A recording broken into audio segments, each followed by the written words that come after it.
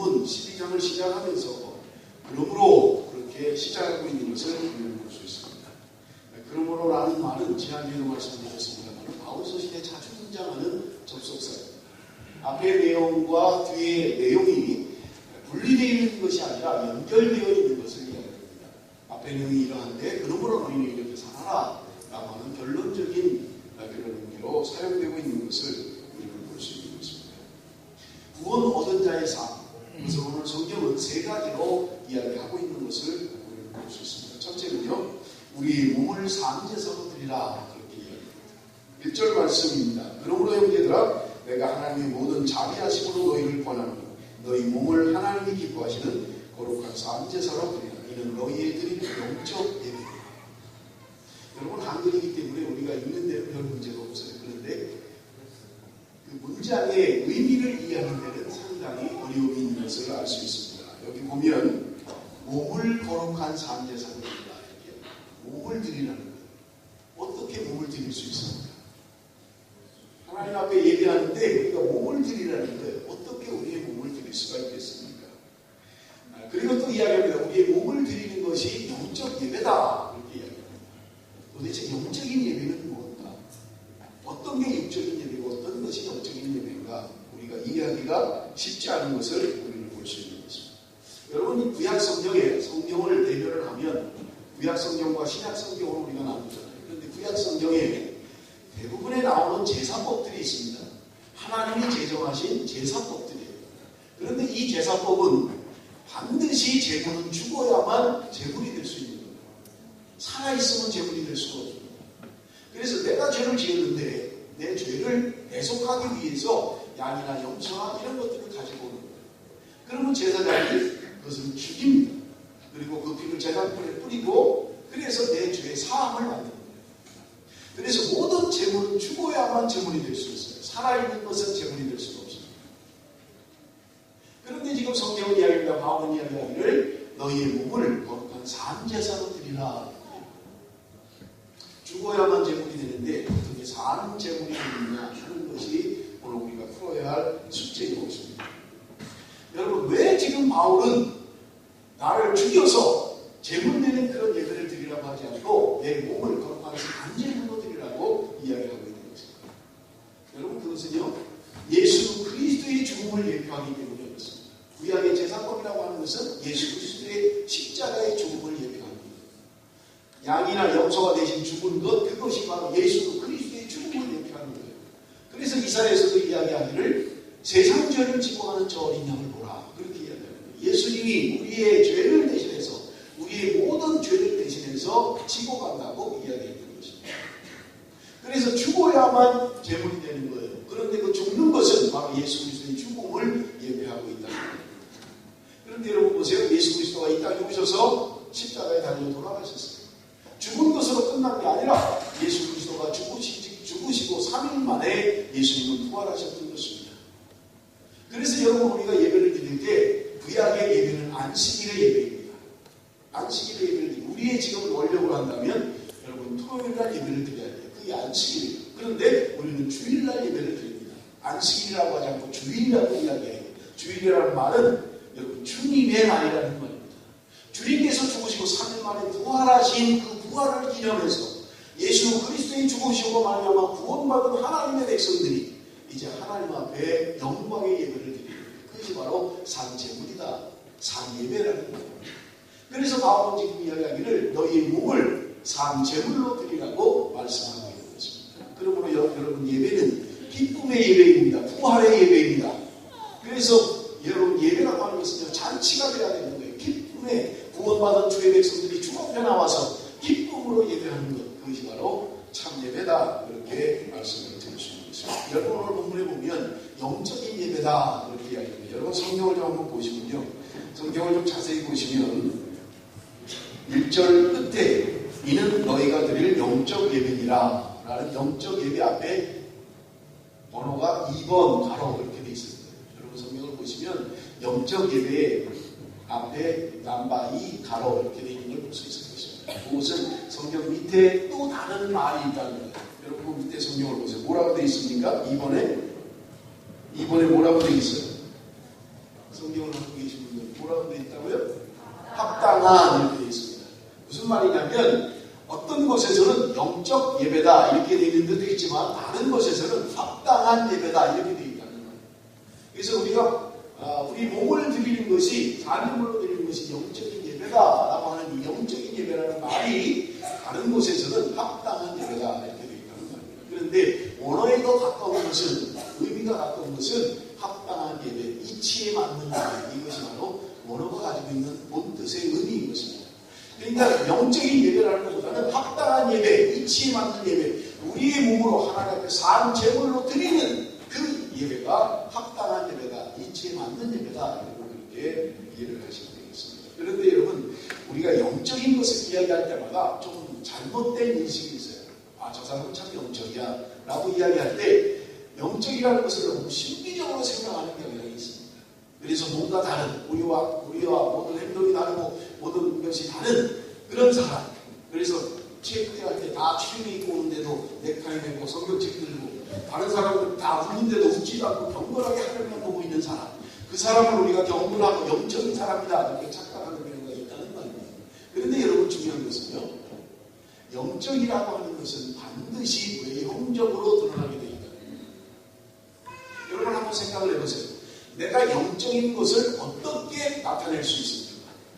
내 안에 속사람이 영적이고 거룩한 내 영적인 내 속사람을 여러분 어떻게 표현할 수 있겠냐고요.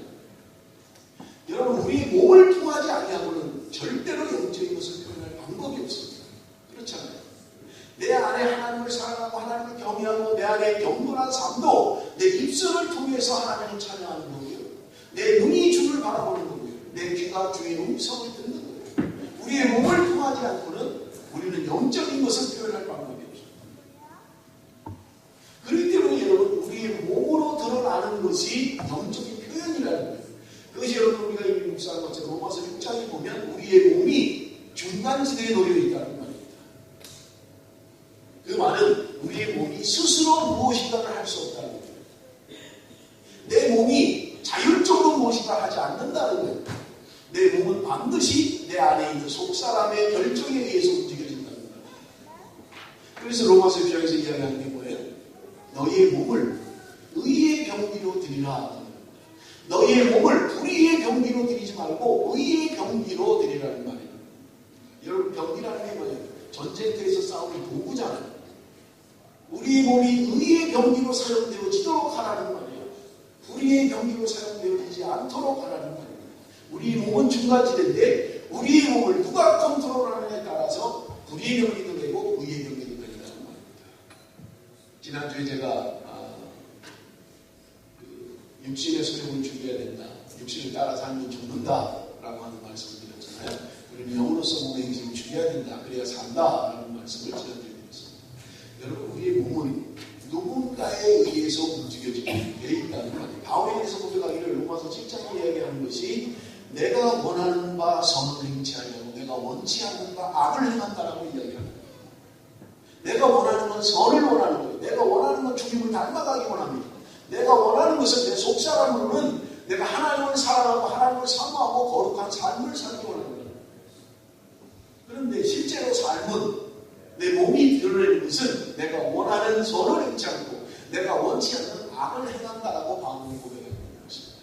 자, 그러면 내 몸을 움직이는 게 뭐예요? 그것은 바울이 이야기합니다. 내가 한 법을 깨달았는데 내 안에 두 가지 법이 공존하고 있다는 거예요. 성령의 법과 악령의 법이 옛사람과 새사람이 옛성품과 새성품이 내 안에 함께 공존하고 있다는 거예요. 그래서 내가 원하는 것을 하지 않고 내 몸이 내가 원치 않는 것을 행하고 있다는 거예요. 내 안에 있는 새사람, 내 안에 있는 하나님의 사람, 내 안에 있는 성령은, 내 안에 있는 하나님의 영은 주님을 닮아가는 거룩한 삶을 살기를 원함에도 불구하고 실제로 내 삶은 내가 원치 않는 삶을 살게 됩니다. 여러분 이게 우리의 고민이에요. 우리의 고통이에요. 그래서 성경은 이야기합니다. 우리의 몸이라고 하는 것은 반드시 누가 지배하느냐에 따라서 몸은 그 지배하는 것에 지배를 받게 된다는 거예요.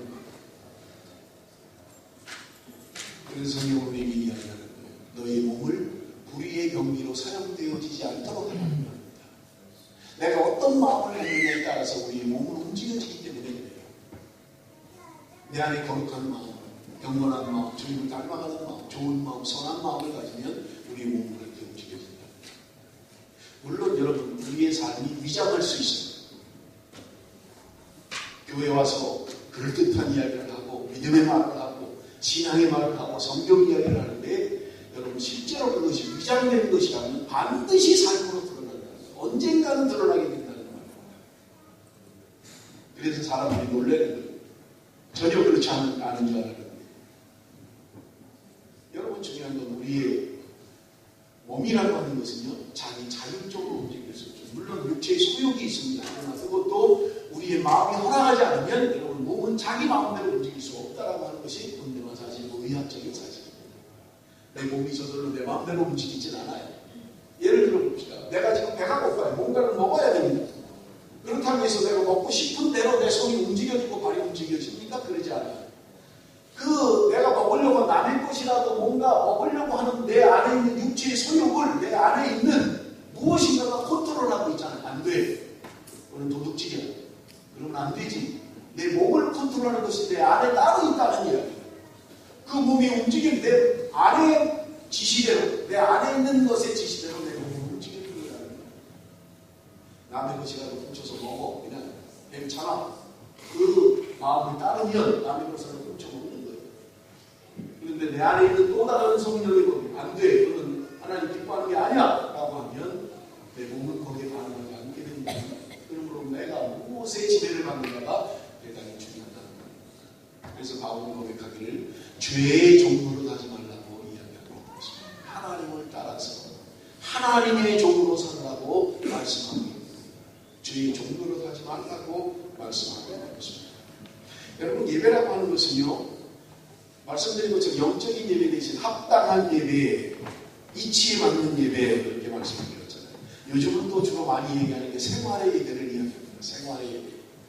예배는 생활의 예배가 됩니다. 맞는 말이에요. 여러분 주일만 오늘만 예배 드리는 날이 아니라 모든 날이 일주일 내내 월화수목금토 모든 날이 예배 드려야 된다는 말이에요. 그것을 우리는 생활의 예배가 우리의 삶 속에 하나님을 예배하는 삶을 살아야 된다고 이야기합니다. 여러분 중요한 것은 주일만 오늘만 경건하게 오늘만 하나님 앞에 나와서 경건한 예배가 아니라 여러분 내일부터 시작하는 평일에도 주님 앞에 예배하는 삶을 살아야 된다는 말입니다. 그건 맞는 말이에요. 그런데 그렇게 이야기하는 사람들이 잘못 이야기하면 하나님 앞에 구별하여 드리는 주일마저도 그저 별거 아닌 것처럼 이야기하는 사람들이 여러분 그렇지는 않습니다. 우리가 구별해서 하루를 드리는 거예요. 여러분 11조도 마찬가지잖아요. 구별해서 드리는 거예요. 모든 것이 하나님으로부터 왔지만 구별하여 하나님 앞에 드리는 것입니다. 일주일 내내 예배해야 되고 하나님 앞에 예배합니다만은 그러나 특별히 주일을 구별하여 드리는 거예요. 하나님 앞에 드린다는 말입니다. 그런데 여러분 중요한 것은요. 우리 안에 있는 영적인 것은 반드시 겉으로 드러나는 우리의 외형적인 것을 통해서 표현이 된다고 하는 분명한 사실입니다. 여러분 우리의 몸은 우리의 인격을 대표하고 있습니다. 나를 대신해서 나타내는 것이 내 몸이에요. 그래서 내 속사람은 그렇지 않은데 내 겉사람만 내 몸이 저절로 그렇게 반응하고 그런 건 없다는 말입니다. 내가 불을 내고 빚을 내고 살고 남과 싸우고 남에게 안 좋은 이야기하고 하나님 기뻐하지 않는 더러운 이야기들 하고 그런 것은 없다는 말입니다. 내 속사람은 깨끗한데 그냥 내 몸만 더러운 거야. 그런 것은 없다는 거야. 내가 음란 동영상을 보면서 내 영은 깨끗해. 내 몸만 그냥 보는 거야. 내 눈만 크게 보는 거야. 여러분 그런 것은 없다는 거예요. 우리 안에 있는 영적인 것은 반드시 겉으로 드러나게 되어 있는데 겉으로 드러나고 행하는 그것이 바로 내 속사람을 표현하고 있다는 거예요. 우리는 종종 그런 사람들을 보죠. 아니야 내 마음은 참 절대로 그렇지 않아. 내가 모르고 그냥 어떻게 그러니까 나도 모르게 그런 말이 나와서 그런 것은 없어요. 나도 모르게 그냥 말이 저절로 튀어나오는 것은 없다는 말입니다. 내가 생각하고 있는 것들이 나오는 거죠. 나는 그렇게 할 마음이 없었어. 전혀 그런 게 아니었는데 나도 내 마음을 모르겠어. 내가 어쩌다 보니까 그렇게 행동했어. 그런 것은 없다는 말입니다. 내 생각하는 것, 내 마음에 있는 것들이 행동으로 나오는 것. 그래서 여러분 우리의 영적인 삶, 영적인 예배라고 하는 것은요, 우리의 삶으로 펼치게 된다는 거예요. 영적인 사람은 경건한 말을 하게 되고 우리의 입과 우리의 눈과 우리의 귀가 구별된 삶을 살 수밖에 없다는 거예요. 그런데 내 속사람은 경건한데 내 속사람은 영적인데 내 몸은 내 마음대로 되지 않아. 그래서 내 몸은 지 마음대로 하는 거예요. 여러분, 그것은 성경에 그런 이야기가 없다는 겁니다. 내 몸이 말하는 것, 내 몸으로 행동하는 것, 그것이 곧 나. 그것이 내 속사람을 표현하는 것이다. 그러므로 여러분, 우리가 사번에도 이야기했잖아요. 어린아이도 자기의 동작으로 자기를 표현한다. 자기를 나타낸다. 어린아이도 자기의 행동을 통해서 자기를 드러내는 거예요. 그래서 여러분, 종종 부모님들이 뭘 시키면 아이들이 대답할 때 같은 말인데도 태도가 다 다르잖아요. 뭐 예를 들어서 못 알아들었으면 뭐라 그러셨어요? 이렇게 물어야 되는데요. 뭐라고요? 다른 거예요, 말이. 그냥 온순하게 대답하는 말이 있는가 하고 뭔가 거절하는, 뭔가 내가 불편하고 힘이 들어서 뭔가 안 좋게 말하는 거. 똑같은 말이라도 다르게 표현하는 거예요. 자기의 속사람을 그렇게 표현한다는 거예요. 어린아이도 그렇다는 거예요. 어린아이도 자기 속에 있는 것을 표현합니다. 어른도 마찬가지입니다. 물론 어른들은 교묘하기 때문에 곧잘 위장하고는 있습니다. 믿음이 있는 것처럼, 신앙이 있는 것처럼 위장할 수는 있어요. 그러나 결정적인 순간에 그런 믿음이 있는 거예요. 왜냐하면 속일 수가 없기 때문에 그렇습니다.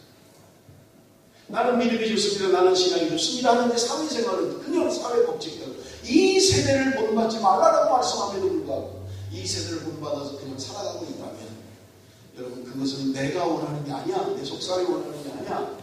그런 것은 없다는 거야. 내 속사람이 원하는 대로 겉으로 드러나는 삶을 살아가는 겁니다. 여러분, 두 번째로 변화를 받으라고 오늘 본문은 이야기합니다. 2절 상반절입니다. 우리 한번 같이 읽어봅니다. 2절 상반절 다 같이 읽습니다. 시작.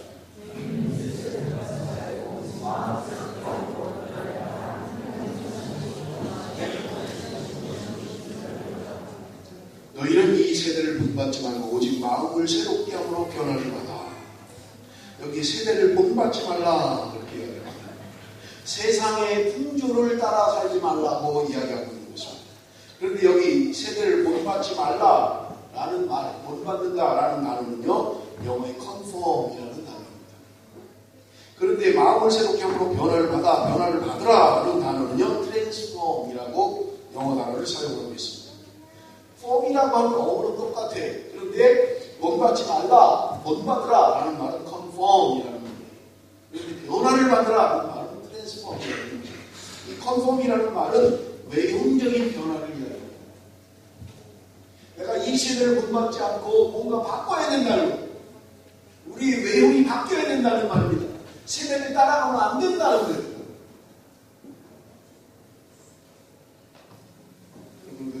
일부 예배 때도 제가 그랬어요. 여자들 보니까 한 명도 치마 입은 사람이 없어요. 전부 다 바지 입었어요. 성경은 우리에게 이야기해요. 여자는 여자다움을 표현해야 된다. 그래서 성경은 바지 입지 말라고 이야기하는 거예요. 어떠세요? 치마를 다 입고 계시나요? 여기 한번 치마 입고 계신 분 한 번씩 물어보라고 할까요? 여자분들? 여러분, 여자가 남자처럼 머리를 짧게 잘라서 뒤에서 보면 남자인지 여자인지 모르게 하는 것, 그것도 하나님 원하는 게 아닙니다. 옷을 입는 것도 여자다움을 표현해야 된다. 남자다움을 표현해야 된다. 근데 여자가 남자처럼 하는 거 아닌 것, 하나님 기뻐하는 게 아니라는 겁니다. 들을 게 있는 사람만 들으십시오. 그래도 나 바지 입는 게 편한데.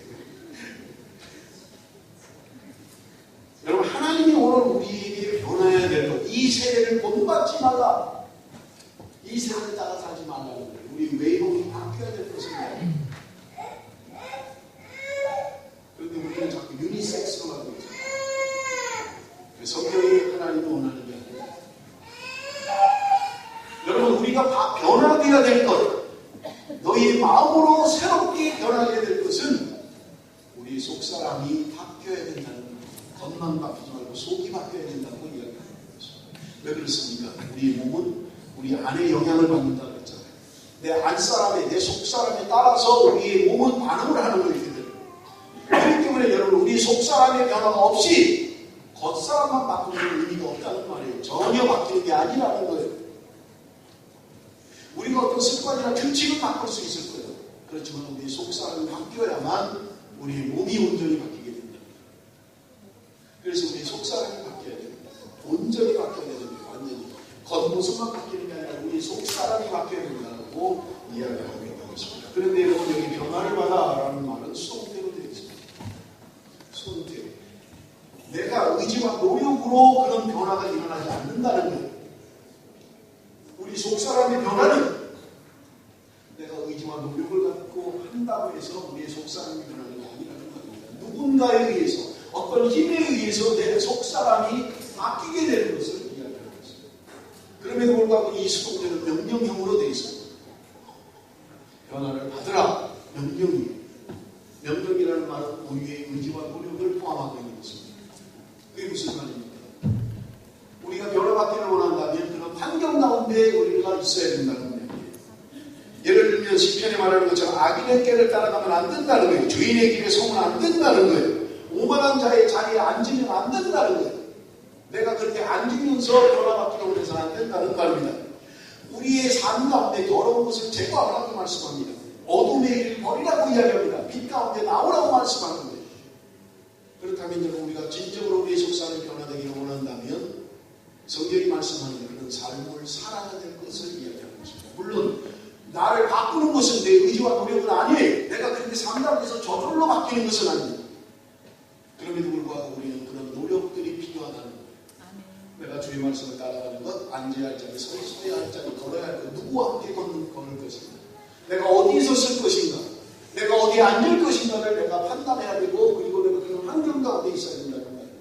더러움의 일을 버리고 빛으로 나와야 된다는 거예요. 그럴 때 우리 안에 하나님께서 우리의 속사람을 바꿔주신다고 말씀하고 있는 것입니다. 여러분 세 번째는 하나님의 뜻을 분별하라고 이야기합니다. 여러분 어렵잖아요. 하나님의 뜻을 어떻게 분별합니까? 여러분 살아가면서 하나님이 원하시는 건지 내가 원하는 건지 어떻게 분별하면서 여러분 살아가고 있습니까? 지난주에 제가 조금 말씀을 드렸습니다만은 우리가 육신적으로 행하는 것은요, 근원을 찾아가면 반드시 칭찬, 그리고 나를 드러내는 것, 사람들의 인정함, 여기에 근원이 있어요. 여러분 하나님의 뜻인가 아닌가를 분별하는 시금석은요, 여러분 하나님이 기뻐하시는 것인가 아니면 내가 기뻐하는 것인가를 분별하는 것입니다. 내가 기뻐 사는 것, 내가 원해 사는 것, 그래서 하나님의 뜻이 아닐 수 있다는 말입니다. 하나님 때문에 내가 하기 싫은 것을 하기 원하시잖아요. 나는 그렇게 살고 싶지 않은데 하나님은 그렇게 산다고 말씀하시잖아요. 메이어라고 하는 유명한 설교가가 한번 배를 타고 여행을 했다. 그런데 이 배를 타고 여행을 하는데 풍랑이 일고 이 달빛은 별로 없고 방향을 알 수 없는 풍랑이 막 있는 그런 가운데서도 이 선장이 하늘을 향해서 정확하게 배를 갖다 대더라는 거예요. 이 목사님이 참 궁금했던 거예요. 도대체 뭐 지금처럼 무슨 레이더로 그냥 컴퓨터로 이렇게 작동하고 그런 게 아니라 옛날 그냥 수동으로 하는 시대인데 어떻게 정확하게 하늘에다 그 풍랑이 있고 파도가 치는데도 정확하게 갖다 대는지 궁금했던 거예요. 그래서 내려가지고 선장에 가서 물어봅니다. 당신은 어떻게 이 배를 정확하게 이 부두에다 갖다 댑니까? 라고 물으니까 이야기하는 겁니다. 이 부두에는 3개의 가로등이 있었다. 3개의 가로등. 그런데 일부러 가로등을 만들어 놓은 거예요. 배가 들어오는 길 가운데 가장 안전한 길, 암초도 없고 가장 이 길로 들어오면 항구로 정확하게 들어올 수 있는 그 길에 3개의 가로등을 일직선되게 만든 거예요. 그래서 선장들이 배를 몰고 들어가다가 불빛이 3개가 하나로 일치가 딱 될 때 그 방향으로 직진해서 들어가면 항구로 들어가는 거예요. 정확하게 들어가는 거예요. 그런데 내가 배를 몰고 가는데 불빛이 2개를 보인다든지 3개를 보이면 내가 지금 일직선상이 있지 않다는 거예요. 그래서 3개의 불이 하나로 보일 때 그때 그 불을 향해서 가면 정확하게 항구로 들어갈 수 있다. 그때 이 목사님이 깨달아지는 게 있었습니다. 하나님의 뜻을 분별하는 방법. 그래서 이 목사님이 첫째는 하나님의 말씀이다. 하나님의 말씀이 우리에게 감동되고 하나님의 말씀이 우리에게 무엇인가를 하라고 이야기할 때 하나님의 뜻이다. 그 말씀이 내 안에 성령의 내적 증거로 나타날 때 하나님이 나에게 감동을 주시는 거예요. 그렇게 하고 싶은 열망을 주시는 거예요. 성령께서 나에게 요구하시는 거예요. 그리고 세 번째, 환경이 그렇게 변화될 때, 그래서 말씀과 성령의 내적 증거가 그리고 환경이 일치하면 그것은 하나님의 뜻이다. 마이어라는 목사님이 그렇게 얘기합니다. 맞는 말인 것 같아요. 그래서 내가 계시를 받았습니다. 그걸 끝하면 안 된다는 거예요. 그 받은 말씀이, 하나님이 내게 주신 말씀이 성경 말씀에 비교되지 않는다를 확인해야 하는 거예요. 그리고 그 주신 말씀이 환경이 그렇게 만들어져 가고 있는 것을 봐야 된다는 거예요. 그래서 결혼한 사람 가운데 조금 신앙을 하겠다고 저한테 상담하는 사람들이 있어요. 그러면 저를 두말하지 않고 거절합니다. 하지 마세요. 하나님의 뜻이 아닙니다. 하지 마세요. 일단 거절해요. 정말 그가 하나님의 부르심을 받았다면 여러분 그냥 내가 하나님의 부르심 받은 것으로 다 해서는 안 된다는 말이에요. 하나님의 말씀이 이렇게 이야기하는 거죠. 그리고 환경이 변하죠. 그래서 제가 거절하면서 반드시 묻는 게 있어요. 당신 부인도 성령을 받았습니까? 당신 부인도 하나님으로부터 부름을 받았습니까? 이거예요. 혼자일 때는 자기 혼자 결정을 하면 돼요.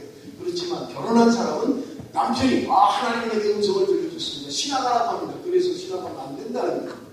그 부인도 성령을 받아야 돼요. 왜? 혼자가 아니잖아요. 결혼한 사람은 혼자가 아니에요. 자기 마음대로 결정하면 안 된다는 거예요. 부인도 성령을 받아야 돼요. 그것이 환경입니다. 신앙을 할 수밖에 없도록 환경이 만들어져 가는 거예요. 내 마음에 감동이 일어나는 거예요. 하고 싶은 열망이 일어나는 거예요. 그리고 말씀이 나를 부르셨는가.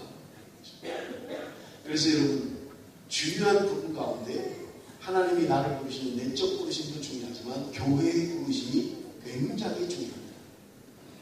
나는 부름 받았대요. 나는 하나님이 그렇게 하라고 한다는 거예요.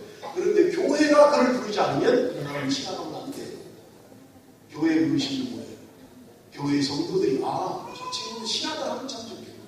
저 친구는 목사를 하면 참 잘할 것 같다. 교회의 부르심이 있어요. 내가 하나님으로부터 내적 부르심뿐만 아니라 교회가 나를 부르는 환경의 변화가 있어요. 많은 사람들 가운데 그냥 평신도로 남아있으면 훨씬 위대한 사역을 할 사람이 신학을 해서 망치는 사람이 얼마든지 있어요. 그냥 평신도로, 집사로, 장로로 이렇게 섬기면 잘 섬길 수 있는 사람. 그렇지 못한 경우를 종종 볼 수 있게 되었습니다. 여러분은 변화를 받아야만 합니다. 우리의 속사람이 변화되어야만 하는 것입니다. 주님께서 우리에게 원하는 것은 우리의 마음을 새롭게 해서 우리의 속사람이 변화되어 우리의 몸이 변화된다고 말씀하는 것입니다. 여러분 마지막으로 우리 본문이 우리에게 말씀하고 있는 것이 있습니다. 세 번째, 하나님의 뜻을 분별해야만 합니다. 제가 예를 하나만 드리겠습니다. 미국의 오페라 가수였던 제롬 하이니스라고 하는 사람이 있었습니다. 이 사람은 자기가 원하는 게 뭐였냐면 오페라 가수가 되는 게 꿈이었어요. 나는 오페라 가수가 되는 미국 뉴욕의 메트로폴리탄의 오페라 가수로 무대에 서는 게 내 소원이다. 그래서 열심히 노력을 했어요. 다른 사람보다 훨씬 더 많이 노력을 했습니다. 그런데 어느 날 그 뉴욕 메트로폴리탄의 오페라 가수가 되었습니다. 정작 가수가 되었는데 되고 나니까 자기 안에 허탈한 기분이 내가 이것 때문에 이거를 내가 이렇게 추구하려고 그렇게 십수년 동안 내가 노력을 했는데 도달을 하다 보니까 별거 아니더라는 이야기예요.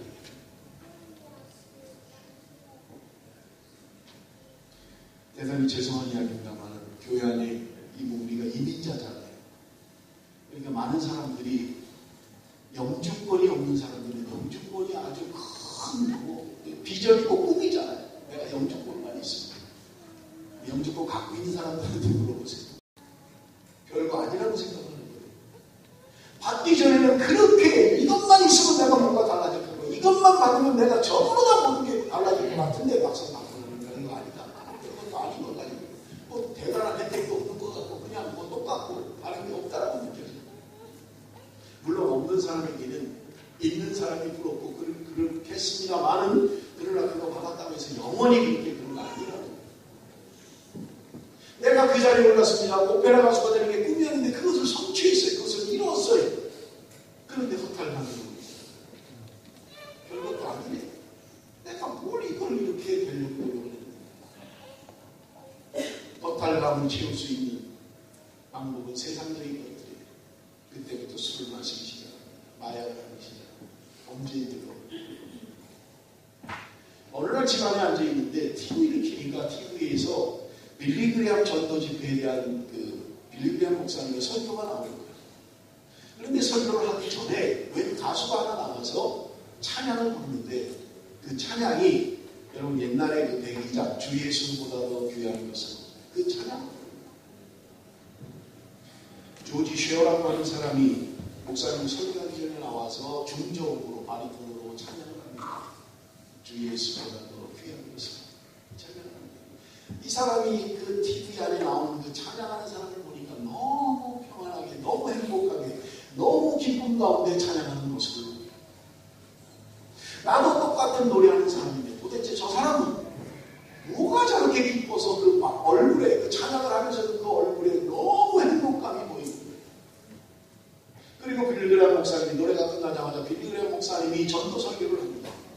이때 하인즈라고 하는 이 친구가 예수 그리스도를 영접하고 불안감 앞에서 손을 들고 기도합니다. 하나님, 내가 이제 구원받은 하나님의 은혜로 말미암아 구원받은 하나님의 백성인 것을 알겠습니다. 내가 이제 남은 인생을 주를 위해서 살겠습니다. 이제까지는 출세를 위하여 노래를 했고 내가 나의 행복을 위하여 노래했지만 이제는 내가 나의 하나님이 주신 방안을 이제는 주를 위하여 사용하겠습니다. 그러니까 내가 어떻게 살아야 되는가 생각하다가 이거 하는 것은 내가 이 노래를 통해서 오페라를 통해서 하나님의 영광을 돌려야 되겠다. 그런 결정을 하게 됩니다. 그래서 10여 년 동안 미국 메트로폴리탄 뉴욕의 오페라 가수로 활동을 했던 거예요. 전에는 자신을 위해서 노래를 했어요. 전에는 출세를 위해서 노래를 했습니다. 전에는 인기를 위해서 노래를 했어요. 그런데 그의 속사람이 바뀐 거예요. 이제는 노래를 해도 주를 위해서 하는 거예요. 이제는 노래를 해도 하나님의 영광을 위해서 노래를 하는 거예요. 사람이 달라진 거예요. 그런데 10여 년이 지나면서 오페라 가수들의 모든 사람들의 열망이 주연이 되는 것이 소원이었는데 이 사람이 10여 년 만에 주연이 된 거예요. 하인즈라고 하는 사람이 오페라의 주연이 돼서 얼마나 기쁘겠습니까? 그래서 준비하는데 대본을 받고 공연을 하기 위해서 준비하는데 거기 처음에 이렇게 서곡으로 시작하는 오페라에 분명히 그런 게 나와 있지 않은데 이 감독이 요구하는 것은 옷을 거의 다 벗는 거예요. 거의 나체로 이렇게 처음을 시작하도록 그렇게 요구하는 거예요. 이 사람이 감독이 찾아갑니다. 아니 이 원본에는 그런 게 없는데 왜 당신은 옷을 벗고 하라고 자꾸 그럽니까? 그러니까 그거 하는 말이 현대인들은 그런 걸 좋아한다. 그러니까 거기에 맞춰야 되니까 사람들이 와야 되지 않느냐. 그러기 위해서는 네가 많이 벗어야 된다. 그런 얘기예요. 공연을 하면서 보니까 원본에 없는 무슨 저속한 말들, 뭐 아주 안 좋은 말들, 그런 욕지거리들 이런 것들이 많이 있더라는 거예요. 이것도 이거 원본에 없는데 왜 자꾸 이렇게 하라고 합니까? 현대인이 그래야 좋아하고 그렇게 짜릿한 걸 좋아하기 때문에 그렇게 해야만 된다. 네가 만약에 원치 않으면 매니저를 찾아가서 얘기해봐라. 이렇게 이야기합니다. 그래서 이 하인즈라고 하는 사람이 매니저를 찾아가서 이야기합니다.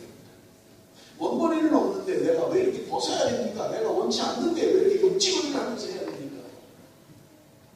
그때 매니저가 이야기합니다. 현대인들이 그것을 원하기 때문에 네가 원치 않으면 안 해도 된다. 만약에 네가 원치 않으면 계약은 파기되는 거다. 주연이 되면서 수많은 연봉을 받고 계약을 체결해야 되는 거예요. 이 하인즈라고 하는 사람이 매니저에게 이야기합니다. 나는 계약이 파기되는 좋습니다. 나는 더 이상 할 수가 없습니다. 나는 하나님의 자녀로 하나님의 사람으로 더 이상 이렇게 공연할 수가 없습니다. 그러니까 매니저가 이야기합니다. 그러면 너하고 계약이 파기된 거다. 그런데 문제는 네가 계약을 파기했기 때문에 그냥 파기하는 게 문제가 아니라 너는 벌금을 물어야 된다. 그 액수가 상당한 금액의 벌금을 내라고 요구했다. 그런데 하인즈라고 하는 사람이 그 자리에서 계약을 파기해서 수많은 돈을 잃은 것뿐만 아니라 벌금을 엄청나게 지불하고 그 자리를 나왔다. 그의 간접문에 그 당시의 상황이 기록되어 있습니다. 이 하인즈라고 하는 사람이 계약이 파기돼서 수많은 돈을 날렸어요. 거기다가 벌금까지 수많은 돈을 냈습니다. 그리고 그 사무실을 나와서 뉴욕의 밤거리를 걸어가는데 그 하인즈라고 하는 사람은 그때 자기 간증집에 그때 고백합니다. 내가 태어나서 이제까지 내가 살아오면서 이렇게 기뻐본 적이 없습니다. 이렇게 마음에 기뻐본 적이 없습니다. 많은 것을 잃었어요. 그저 제가 시키는 대로만 했으면 수많은 돈을 벌 수 있는 자리였어요. 그런데 그거 잃어버린 것뿐만 아니라 벌금까지 냈어요. 그런데 그가 벌금을 내고 계약을 파기하고 밖으로 나오는데 뉴욕의 밤하늘을 보면서 그의 심령이 얼마나 기뻤는지 조시아가 불렀던 주 예수보다도 귀한 것은 자기 입에서 저절로 튀어나옵니다. 주 예수보다도 귀한 것은 내가 가진 것을 다 잃어버리는 한이 있더라도 내가 모든 것을 포기한다 해도 내 안에 기쁨을 주신 예수 그리스도 그분보다 귀한 것은 없다. 그의 고백이었고 그의 찬양이었던 것입니다. 사랑하는 성도 여러분, 말씀을 마치기를 원합니다. 우리는 예수 때문에 무엇인가를 잃어버리는 세대에 살고 있지 않습니다. 여러분, 예수 때문에 무엇인가를 잃어버려 보셨습니까? 예수 때문에 우리는 얻는 게 많은 사람입니다. 예수 때문에 내가 뭔가를 포기해야 되는, 내가 예수 때문에 무엇인가를 잃어버려야 되는, 내가 예수 때문에 무엇인가를 손해보는 자리에 있다 할지라도 여러분, 그것은 결코 헛된 것이 아닐 것입니다. 주를 위하여 세상의 것들을 포기한다면 주님께서 기뻐하실 것입니다. 주님께서 채워주실 줄로 믿습니다. 세상의 방법이 아니라 하나님의 방법, 하나님께서 그를 세우실 것입니다. 사랑하는 성도 여러분, 선을 행하다가 낙심하지 맙시다. 내가 주님의 뜻대로 사는 것 때문에 불이고, 내가 주님의 말씀에 순종하며 사는 것 때문에 내가 어려움이 온다 할지라도 여러분, 낙심하지 마십시오. 주님이 기뻐하실 것입니다. 주님은 우리에게 기쁨을 주실 것입니다. 주님이 나를 세워주실 것입니다. 그날을 사모하면서 내가 세상에서는 어려움을 당하고 세상에서는 손해를 보고 세상에서는 잃어버리는 게 많아도 나는 주님을 향하여 주님만을 붙들고 주님 말씀에서 순종해서 하는 삶, 하나님은 오늘 우리에게, 저와 여러분에게 원하시는 삶인 것입니다. 기도하겠습니다.